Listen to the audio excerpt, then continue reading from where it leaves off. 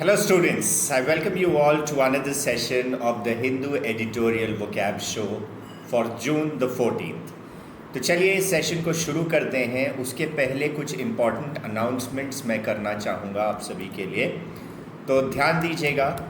अगर आप CDS, AFCAT और CAPF के लिए प्रिपेयर कर रहे हो तो we have several courses, links are there in the description box below and use the code Josh to avail additional discount.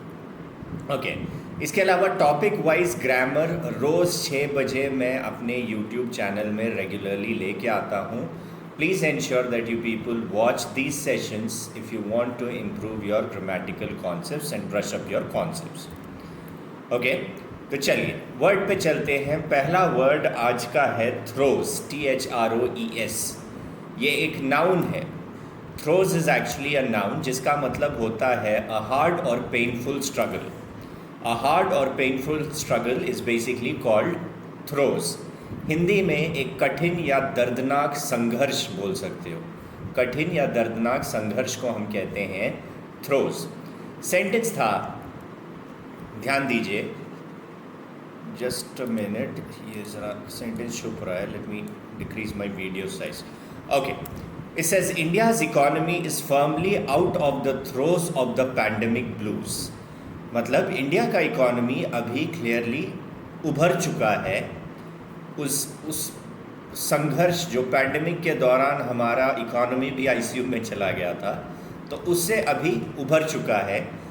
The higher than expected 7.2 GDP growth last year could actually be an under estimate. Okay, higher than expected growth हुआ 7.2% का GDP का। वो कह रहा है वो actually में under estimate हो सकता है, जितना एक्सपेक्ट किया उससे जितना होना चाहिए था उसका हो सकता है कम है, बट एक्चुअली में जितना एक्सपेक्ट किया था उससे ज़्यादा है, but that is an under estimate कह रहा है। The country is now poised for a decade if not more of uninterrupted 6.5% to 7% growth even if no further reforms are undertaken. Now the country is now poised. Poised का मतलब होता है it is now ready to go and achieve 6.5 to 7% growth अभी आगे achieve कर सकता है अगर कोई और रिफॉर्म्स नहीं किया गया तो। So that's the meaning. ना पॉइज्ड का मैं अगले इस वर्ड में पॉइज्ड ही दिखाऊंगा, उसके सिनोनिम एंटोनिम्स भी डिस्कस करेंगे। सिनोनिम्स थ्रोज के होंगे एंग्विश, मिजरी, टॉर्मेंट, टॉर्चर या वो। इन सभी का मतलब होता है कठिन समय, जब कोई खूब दुख का सामना कर रहा है या फिजिकल या मेंटल पेन का सामना कर रहा है, उसे हम थ्रोज कहते हैं। हार्ड और painful struggle, anguish, misery, torment, torture, वो ये सारे इसके सिनोनिम हो जाएंगे। ओके, एंटोनिम्स हो जाएंगे कंटेंटमेंट, हैप्पीनेस, पीस और सेटिस्फैक्शन। संतुष्टि या पीस या हैप्पीनेस, खुशी, ये सारे एंटोनिम्स हो सकते हैं थ्रोज के। ओके, अगला सवाल ये रहा, पॉइज्ड जो मैंने आपको बताया था उसी सेंटेंस में था पॉइज्ड। पॉइज्ड एक एडजेक्टिव है जिसका मतलब होता है completely still but ready to move at any moment. एकदम तैयार, जैसे रेस के समय आप देखते हो कि सारे रेसर्स तैयार रहते हैं, so they are poised for the race, they are completely still. लेकिन जैसे ही वो गोली चलती है वो भागना शुरू करते हैं। So poised means completely still but it is ready to move at any moment. So हमारा इकोनॉमी अभी पॉइज्ड है, वो बोलना चाह रहा था, उस सेंटेंस में बोलना चाह रहा है। पूरी तरह से स्थिर लेकिन किसी भी क्षण चलने के लिए तैयार, दैट इज पॉइज्ड। लाइक यही सेंटेंस था, India's economy is firmly out of the throws. Throws का तो बता दिया था, कठिन स्ट्रगल को बोलते हैं। Higher than expected 7.2 GDP growth last year could actually be an under estimate and the country is now poised for a decade. मतलब अगले 10 सालों तक बिल्कुल तैयार है economy, ready to actually grow, ready to grow and race. Okay, that's the meaning of poised. Okay, something which is still but ready to move at any moment. So synonyms poised के हो सकते हैं optimistic, composed, confident या hopeful. Optimistic बोलो, confident, composed या hopeful बोलो synonyms. Antonyms हो सकते हैं डिफिडेंट, मीक, इनसिक्योर या timid. Okay, diffident means not confident, meek मतलब shy, not ready to do anything, insecure, timid, ये सारे एंटोनिम्स हैं ऑप्टिमिस्टिक ये सब जानते हो, looking at the bright side of things, composed, confident, hopeful, ये सारे सिनोनिम्स हो जाएंगे पॉइज्ड के. Okay, hope that is clear. So that was the second word here. ठीक है, नाउ आगे बढ़ते हैं. अगला वर्ड जो है दैट इज प्रोग्नोसिस.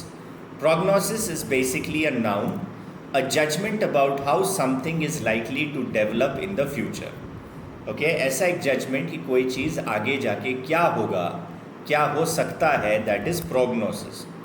हिंदी में किसी वस्तु की कमी, ना ना ना, हिंदी मीनिंग इसका गलत है गाइस, हिंदी मीनिंग गलत है, मैं पीडीएफ में ठीक करके आपका डाल दूंगा. It's a judgement about how something is likely to develop in the future. Hindi में समझो तो भविष्यवाणी बोल सकते हो, कोई चीज़ भविष्य में कैसा होगा, दैट इज़ प्रोग्नोसिस. एक प्रकार से भविष्यवाणी बोल सकते हो. ओके, पीडीएफ में ठीक करके डाल दूंगा, डोंट वरी. अभी के लिए समझिए हिंदी में भविष्यवाणी. सेंटेंस था, this was the key message from chief economic advisor CEA V Anant Nageswaran's prognosis of the state of economy conveyed to industry leaders last week. तो उन्होंने वही बोला कि अगले 10 साल के लिए इकॉनमी रेडी है और अच्छे तरीके से ग्रो करने के लिए रेडी है और मूव करने के लिए रेडी है. ये प्रोग्नोसिस किसने दिया था? चीफ इकोनॉमिक एडवाइज़र वी अनंत नागेश्वरन ने दिया था, भविष्यवाणी किया था. तो भविष्यवाणी क्या था कि अगले 10 साल तक ग्रो करेगा, दैट वाज द भविष्यवाणी या फोरकास्ट बोल सकते हो. सिनोनिम्स प्रोग्नोसिस के प्रेडिक्शन, फोरकास्ट या prophecy, these could be the synonyms. Antonyms हो सकते हैं प्रूफ, रियलिटी या truth. Proof, reality, truth, these are antonyms for the word prognosis, remember. So this was the third word. अगला word जो है that is bolster. Bolster एक verb है which means to support और एनकरेज समबडी और something to make something stronger. Bolster का मतलब किसी चीज़ को और भी ज़्यादा ताकतवर बनाना, किसी चीज़ को और भी सपोर्ट करना है, इनकरेज करना, दैट इज़ बोल्स्टर, जो कि एक वर्ब है. हिंदी में किसी को प्रोत्साहित करना, बढ़ावा या समर्थन देना, किसी को अधिक सशक्त बनाना, that's the meaning of bolster. Sentence था, ध्यान दीजिए, among the reasons for his optimism, strong momentum, better macro fundamentals. जो CA हैं उनका ऑप्टिमिज्म, ओके, जो आशावादी वो क्यों हो रहे हैं? क्योंकि उन्होंने स्ट्रॉन्ग मोमेंटम देखा.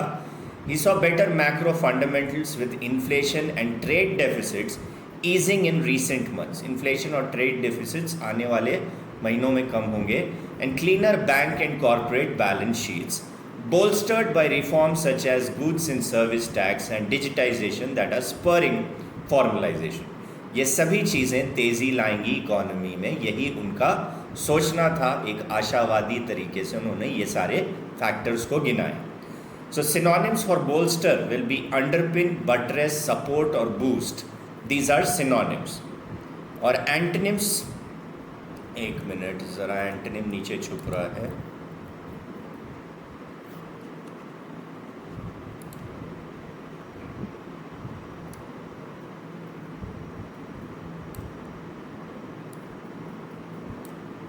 ओके, आई होप अभी दिख रहा होगा सभी को. ओके, एंटोनिम्स इसके होंगे अंडरमाइन, वीकेन और हिंडर. अंडरमाइन मतलब कमज़ोर कर देना, वीकेन, हिंडर, इन सभी के मतलब होते हैं कमज़ोर कर देना. तो बोल्स्टर के एंटोनिम्स हो सकते हैं सिनोनिम्स अंडरपिन, बटरेस, सपोर्ट और बूस्ट. ये सारे सिनोनिम्स हैं बोल्स्टर के. अगला वर्ड है एलुसिडेशन, जो कि एक नाउन है. एलुसिडेशन ये ल्यूसिड से बना है, जिसका मतलब होता है clear. So elucidation is the act of explaining something और मेकिंग समथिंग क्लियर. किसी चीज़ को एक्सप्लेन करना है, किसी चीज़ को क्लियर करना, उसको हम कहते हैं एलुसिडेशन. हिंदी में कुछ समझाने या कुछ स्पष्ट करने की क्रिया को कहते हैं एलुसिडेशन. सेंटेंस था, the CA's elaborate elucidation on the economy's bright prospects can well be seen as a fresh official nudge to the private sector to stop worrying and restart investing. CA जो इलेबोरेटली बोल रहे थे कि economy क्यों grow करेगा अगले दशक में, उन्होंने विस्तार से बताया, that is elucidation. On the economy's bright prospects can well be seen as a fresh official nudge. उनकी बात सुन के एक ये पुश देता है लोगों को प्राइवेट सेक्टर में, और एक पुश देता है कि लोग ज़्यादा डिमोटिवेट या डिस्करेज ना हो, वरी ना करें और दोबारा इन्वेस्टमेंट स्टार्ट करें, क्योंकि इकॉनमी ग्रो करने वाला है। ओके, इनकी बातों से, इन्होंने जो बातें स्पष्ट करी, इनसे एक तरह से वो पुश मिलता है। नज का मतलब होता है एक प्रकार का पुश। नाउ सिनोनिम्स एलुसिडेशन का होगा एक्सप्लेनेशन, इंटरप्रिटेशन और illustration. Explanation, interpretation, illustration synonyms. Antonyms हो सकते हैं ऑब्सक्योर, वेग, कॉम्प्लिकेट और एम्बिग्विटी। ओके, एम्बिग्विटी AMB होना चाहिए, AMBIGUITY। एम्बिग्विटी का मतलब होता है कंफ्यूजन, ओके, और हैविंग टू मीनिंग्स। तो ये सारे एंटोनिम्स हो सकते हैं एलुसिडेशन के। Okay, so these were the words of the day. उम्मीद करता हूँ कुछ समझ में आया होगा। PDF आपको मिल जाएगा, नीचे मेरे ग्रुप का लिंक है, उसमें आपको इसका PDF मिल जाएगा। सभी PDF को एक जगह सेव करिए और रेगुलरली रिवाइज करते चलिए if you really want to improve your word power. इसके अलावा for people preparing for CDS, AFCAT, CAPF, there is a wonderful offer for you, okay, from 13 to 15 June. आज तो 14th है, बस कल तक ये ऑफ़र आपके पास रहेगा। If you are preparing for CDS, CAPF, AFCAT and you want to take your preparation to the next level, आपको 55% प्लस 35% ऑफ में कोर्सेज प्रोवाइड की जा रही हैं। आपको बस ये वाला कोड, कूपन कोड याद रखना है, विच इज़ जोश। ये कोड याद रखोगे तो ये फ़ी आपका इतना हो जाएगा। You also get 6 + 2 months subscription as well. Okay, अगर आप अलग से CDS का प्रेपरेशन कर रहे हो, CAPF असिस्टेंट कमांडेंट, CRPF, तीनों CDS, CAPF, AFCAT या AFCAT, इसके लिए भी इंडिविजुअल कोर्सेज हमारे पास हैं। These are all comprehensive courses, जहाँ पे डिटेल में आपको कॉन्सेप्ट्स बताया जाता है, सफिशिएंट प्रैक्टिस और डाउट असिस्टेंस भी दिया जाता है।